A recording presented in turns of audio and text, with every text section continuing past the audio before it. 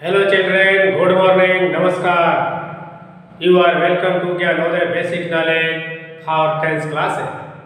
I am present for part 107 or lesson 107. In this lesson, we shall read about interrogative sentence in past perfect continuous tense.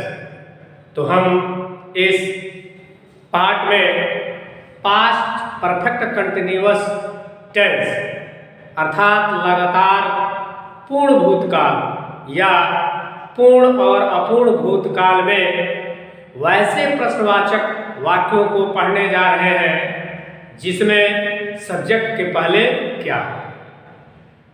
ठीक है, तो आइए वैसे वाक्यों का अध्ययन करें जिसमें सब्जेक्ट के पहले क्या हो। देखें पार्ट 107 पास्ट परफेक्ट कंटिन्यूअस लगातार पूर्ण भूतकाल। सी इंट्रोगेटिव सेंटेंस वैसा प्रश्नवाचक वाक्य जिसमें सब्जेक्ट के पहले क्या है। जैसे क्या आप 2010 से वहां खेती कर रहे थे, क्या सुबह से बारिश हो रही थी, क्या वे लोग वर्षों से पढ़ रहे थे, क्या आप वर्षों से उसकी मदद कर रहे थे।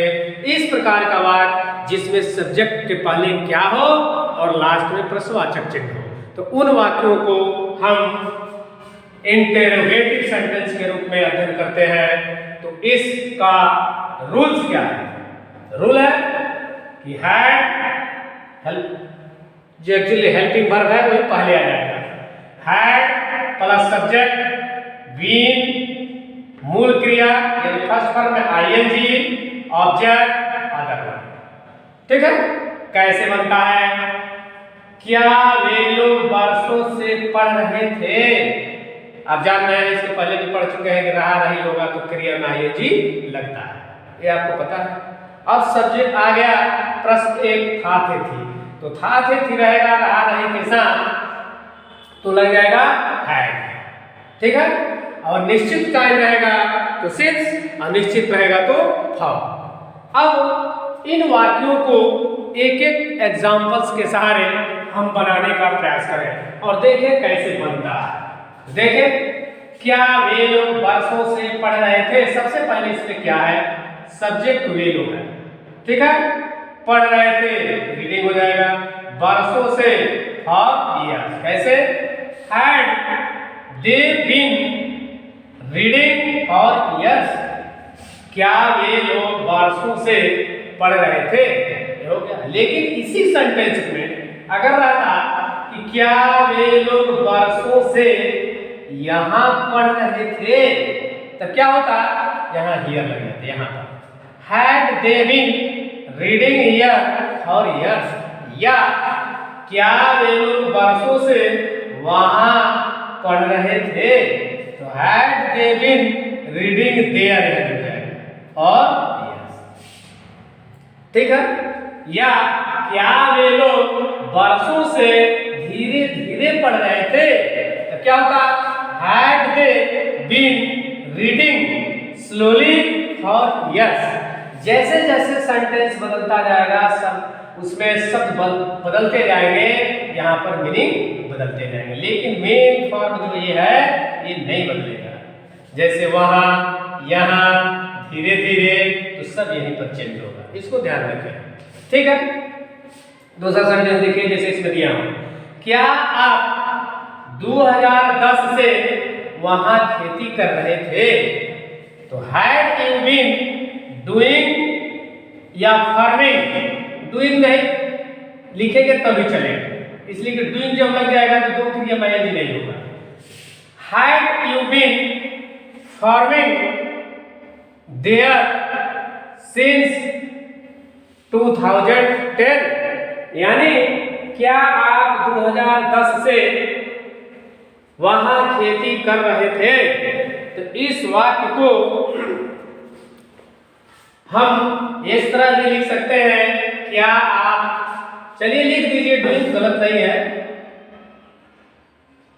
फार्मिंग माने होता है खेती करना, यह है डूइंग माने काम करना। चलिए लिख दीजिए, लिख दीजिए तो क्या कहता है? क्या आप 2010 से वहां खेती कर रहे थे। Had farming there since 2010। अरे बाबू क्या सुबह से बारिश हो रही थी? Had it been raining since morning?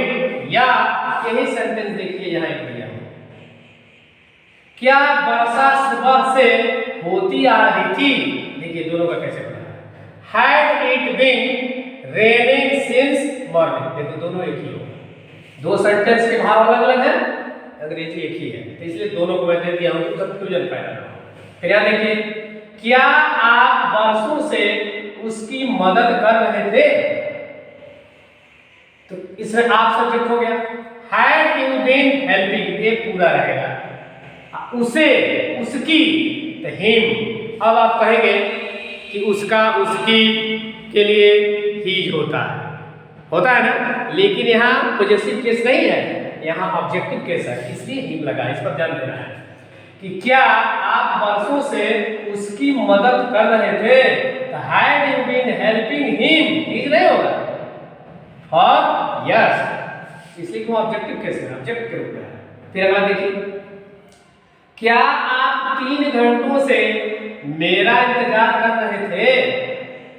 Had you been waiting for me? अब मेरा, अब कहेंगे कि मेरा जब लिखा है तो मी होगा, फॉर क्यों लगा?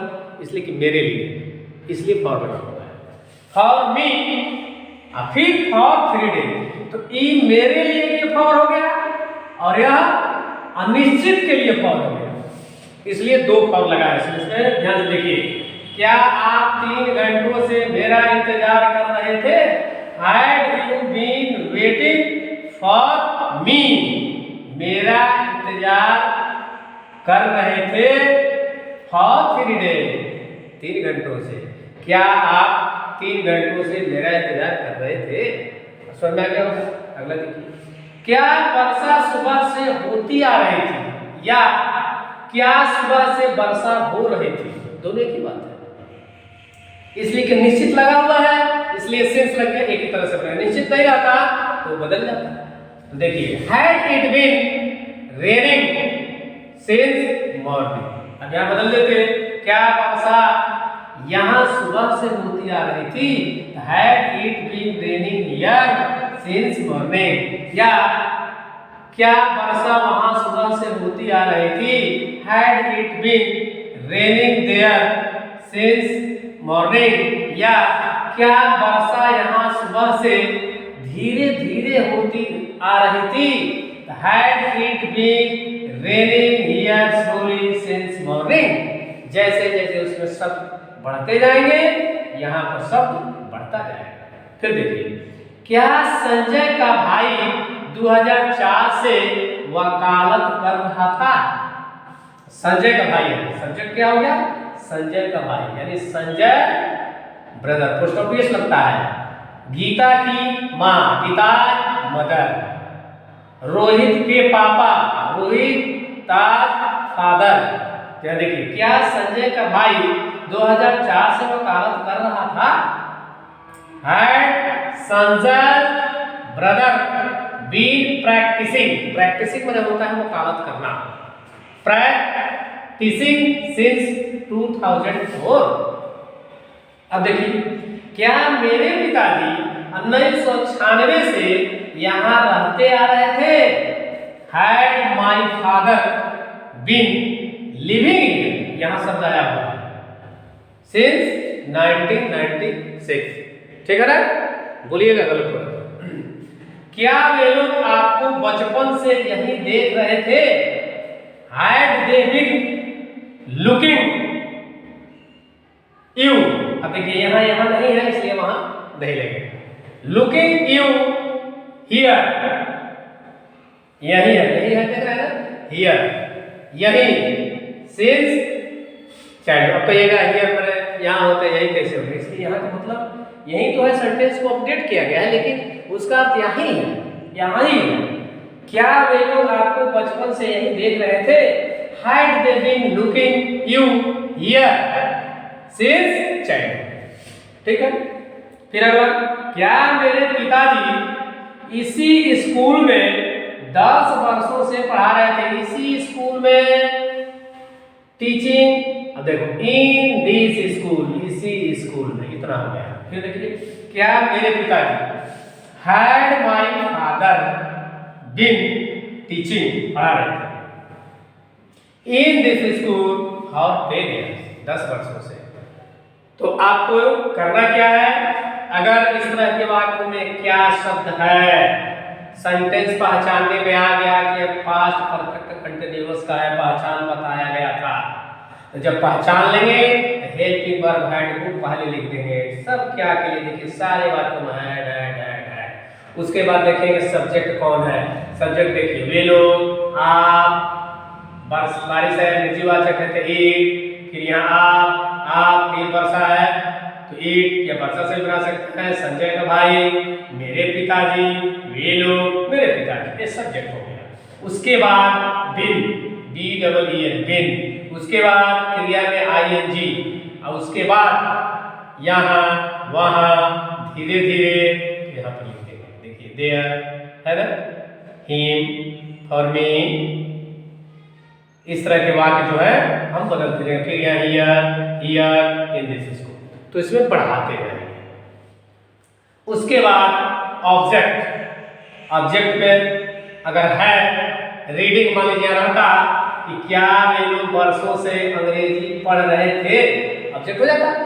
Had they been reading English और यस। फिर रहता क्या वे लोग वर्षों से अंग्रेजी धीरे धीरे पढ़ रहे थे, had they been reading English slowly और यस। हमको उम्मीद है अब आपको बहुत बढ़िया से समझ में आ गया होगा। यदि यह समझने की कला या समझाने की कला आपको समझ में आता है, अच्छा लगता है, समझ दिमाग में बहुत आसानी से बैठ जा रहा है, तो मेरे YouTube चैनल, आपके YouTube चैनल को सब्सक्राइब करेंगे, वीडियो को लाइक करेंगे और अपने मोबाइल से दूसरे पर शेयर करेंगे, ताकि और लोग भी इस पास्ट परफेक्ट कंटिन्यूअस टेंस के इंट्रोगेटिव सेंटेंस का घर बैठे लाभ उठा सकें। अब मैं मिलता हूँ नेक्स्ट वीडियो में, तब तक के लिए टाटा, बाय बाय, ओके, नमस्कार।